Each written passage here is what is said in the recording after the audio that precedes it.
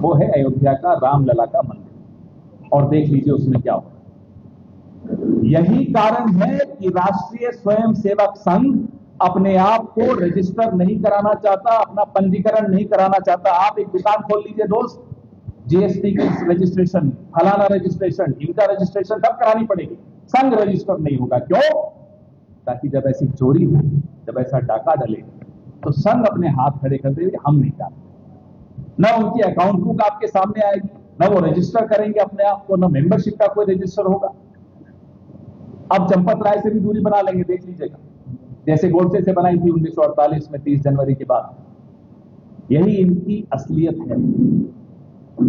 आप आइए मेरे साथ दिल्ली, मैं आपको आमंत्रित करता हूं।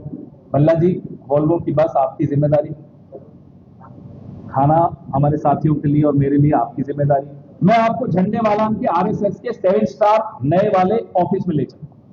ये हेडक्वार्टर है आरएसएस का दिल्ली में, झंडेवाला। 7 स्टार से कम नहीं है। वो दस्ताने पहने हुए वेटर आपको खाना खिलाते, पोहा खिलाएंगे, नॉनवेज नहीं मिलेगा, लेकिन दस्ताने पहने हुए, जैसे 7 स्टार होटल्स में होता है। फिर वहां से मैं आपकी वोल्वो बस को लेकर चलूंगा बीजेपी के नए ऑफिस में दिल्ली में। भल्ला साहब आप जरूर लाइए।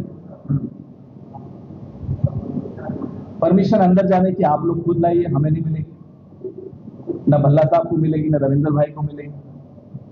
लेकिन जो वहां जाते हैं पत्रकार बंधु, वो हमें बताते, कभी कभी फोटो में भी भेजते।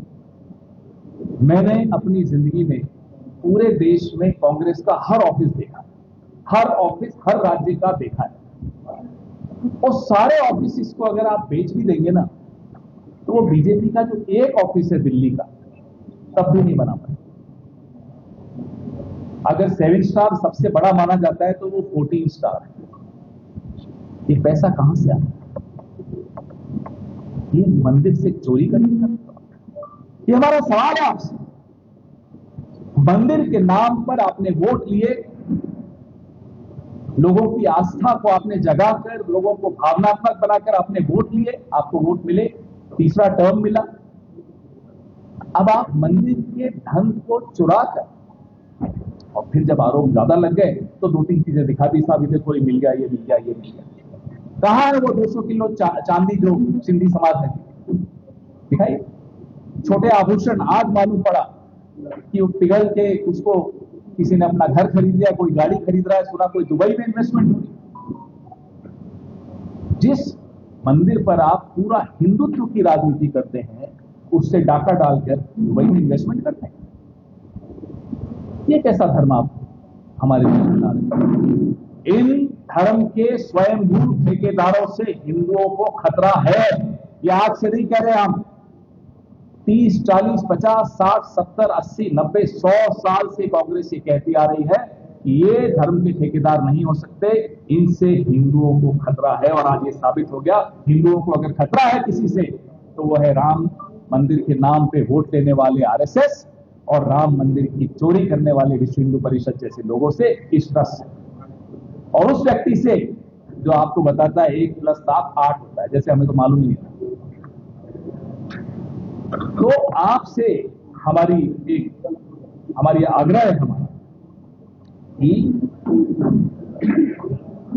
हमारी जो मांग है कि ट्रस्ट को डिसॉल्व किया जाए, हमारी जो मांग है कि सुप्रीम कोर्ट के एक सिटिंग जज की निगरानी में टाइम बाउंड जांच की जाए, हमारी मांग है प्रधानमंत्री सामने आके माफी मांगे, मुंह खोले, बताएं क्या है, और साधु समाज को, संत समाज को आप लाइए, ट्रस्ट में बैठाइए, नए ट्रस्ट में। उनकी देखरेख में हमारे धर्म के इतने बड़े स्थानों का निगरानी होनी चाहिए। किसी और, ये नागपुर के लोग और दिल्ली के मोदी के लोगों की जगह नहीं है। आज से 30 साल पहले निर्मोही अखाड़ा ने विश्व हिंदू परिषद पर आरोप लगाया था कि 1400 करोड़ का चंदा चोरी कर लिया, जो मंदिर के नाम पे, मंदिर निर्माण के नाम पे, उस मूवमेंट के नाम पे जो खड़ा किया था। आज तक जवाब नहीं मिला, आज तक जवाब नहीं मिला। अब मैं और एक आंकड़ा देता हूं। 2020 से 25 के बीच हिंदू समाज से आरएसएस और उनके विभिन्न संगठन 3500 करोड़ इकट्ठा किया है। और अंत में 1-2 तथ्य आपको दूंगा, आप हैरान हो जाएंगे, अभी तक शायद ज्यादा सामने आए नहीं। L&T नाम की कंपनी, L&T ने कहा था कि हम 1 रुपए में ये मंदिर बना के देंगे, लेकिन मंदिर पे 2100 करोड़ का खर्चा कैसे आया? L&T को क्यों नहीं आपने वो काम दे दिया, 1 रुपए में बना रहे? दिलीप सिंह राठौड़, मेरे राज्य का, राजस्थान का, उसने कहा था कि धौलपुर स्टोन जो आप यूज करेंगे मैं वो मुफ्त में दूंगा, 1 रुपया लूंगा। जी नहीं, 500 रुपए स्क्वायर फीट से पत्थर खरीदा गया। दिलीप सिंह राठौड़ दिल्ली में है, कल मैं मिल रहा हूं उससे। तीसरा बहुत रोचक तथ्य, मंदिर से 8 किलोमीटर दूर चंपत राय जी और इनकी ट्रस्ट ने एक 86 करोड़ की जमीन खरीदी, उसमें चारा लगाया गाय बहन को चराने के लिए, दिखाया किताबों में चारा लगाया, लेकिन मंदिर के ट्रस्ट के पास कोई गौशाला नहीं। वो चारा कौन खा रहा है, किसने लगाया? वो जमीन जो 86 करोड़ की है, अगर यूं को खरीदने जाता तो उसकी 1/4 कीमत पे मिल जाती, लेकिन उन्हें 86 करोड़, 20 करोड़ की जमीन 86 करोड़ में ट्रस्ट के पैसे से ली गई, दिखाया गया कि चारा लगाने। अभी बहुत कुछ निकलना बाकी, आप जैसे साथी भी बहुत कुछ निकालते, लेकिन हिंदू संघ को और भारतीय जनता पार्टी को और विश्व हिंदू परिषद को माफ नहीं करेगा। ये गली गली में ये बात पहुंच गई। मैंने लोगों को रोते हुए देखा, लोगों ने अपना पेट काट कर चंदा दिया था। ऐसे लोग हैं। ये धर्मपरायण देश है, इसमें तीर्थ यात्रा जाने के लिए लोग 10-20 साल तक बचत करते हैं, अपने माता पिता को भी तीर्थ यात्रा में भेजते हैं। उनके साथ धोखा, ये महापाप है, ये अपराध नहीं है, ये पाप है। आपके सवाल पवन जी, आज कई ऐसे लोगों ने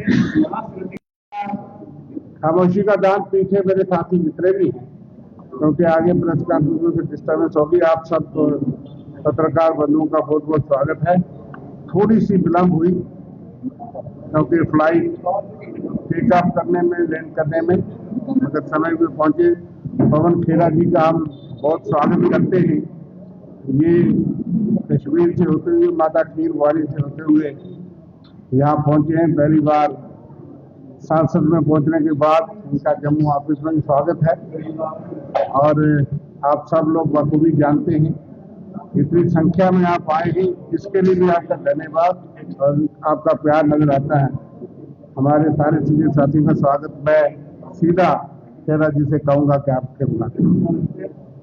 धन्यवाद रविंदर जी, मेरे बड़े भाई खन्ना साहब मंच पर जो बैठे हैं, स्वागत करता हूँ, धन्यवाद देता हूँ। और आप सबको सबसे पहले माफी मांगता हूँ कि मैं थोड़ा विलंब से आया।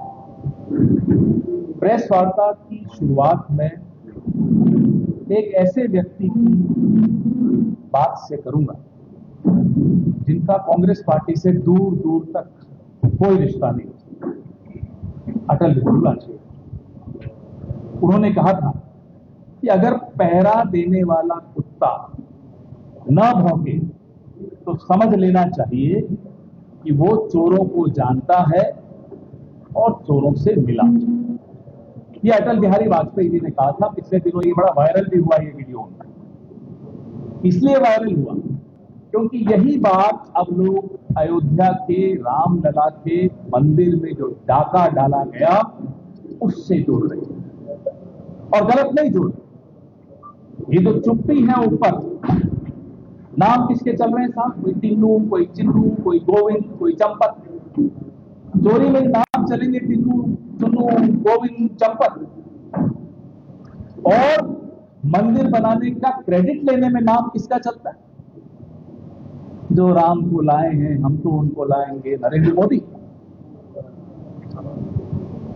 जिस दिन अधूरे मंदिर का प्राण प्रतिष्ठापन हो रहा था उस दिन नहीं था कोई टिन्नू, चंपत, गोविंद, चुन्नू, कोई नहीं था। उनको तो छोड़िए, साधु संत समाज को साइड में बैठा दिया। कैमरा के फ्रेम में, आप लोग सब फ्रेम बहुत अच्छी तरह समझते हैं, कौन था? नरेंद्र मोदी। तो कैमरा के फ्रेम में नरेंद्र मोदी सुप्रीम कोर्ट के आदेश से मंदिर बने उसका श्रेय लेगा नरेंद्र मोदी, और डकैती जब हो जाएगी तो टिन्नू, चुन्नू, गोविंद, चंपक, अमित शाह क्यों नहीं, नरेंद्र मोदी क्यों नहीं, मोहन भागवत क्यों नहीं? अमित शाह तो जब से प्राण प्रतिष्ठापन हुए, जिस प्रभु राम के मंदिर के नाम से वोट मांगते हैं वहां नहीं गए। लगा लीजिए, रिकॉर्ड ढूंढ लीजिए, अमित शाह गए हो प्राण प्रतिष्ठापन के बाद। श्रेय आप हर चीज का लेंगे, चोरी का नहीं लेंगे। अब चोरी के बारे में इतने सवाल, डकैती के बारे में इतने सवाल आ रहे हैं, तो मोदी जी क्या कर रहे हैं? विदेशों में कहते हैं 1 + 7 = 8, कल कह रहे हैं 1 + 1 = 11। अरे प्रधानमंत्री हो, शर्म करो, कुछ लिहाज करो, देश की जनता का नहीं करते मत करो। जिस भगवान राम के नाम पर सत्ता में आए हो उनके सामने शर्म करो, जिम्मेदारी लो। ये 1 और 1 11 रखिए, कहीं और नौटंकियां मत करिए। हिंदू का मन आक्रोशित है। ये चोरी भगवान राम के मंदिर में नहीं हुई, ये डाका हमारी आस्था पर डाला गया।